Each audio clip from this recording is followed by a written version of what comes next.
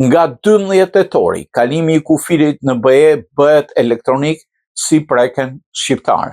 Bashkimi Evropian ka njoftuar se nga data 12 tetor do të nisë gradualisht zbatimin e sistemit të hyrje-daljes Entry-Exit System në të gjithë pikat e kufirit për qytetarët e jo BE-s që udhtojnë në vendet e zonës Schengen për qëndrim të shkurtër. Mes përfshirëve janë dhe qytetarët shqiptar.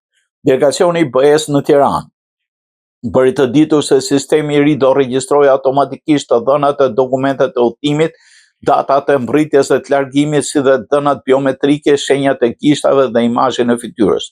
Nuk kërkohet asnjë veprim shtesë nga udhëtarët dhe nuk parashikohet tarifa shtesë për këtë proces. Zbatimi i EES do të jetë gradual dhe do zgjasë 6 muaj duke përfshirë mbledhjen e dhënave biometrike në faza të ndryshme. Pasaportat do të vazhdojnë të fulosen si zakonisht, ndërsa regjistrimi i dhënave do bëhet elektronikisht. Sistemi do të jetë plotësisht funksional në gjithë pikat e kufirit nga data 10 prill 2026.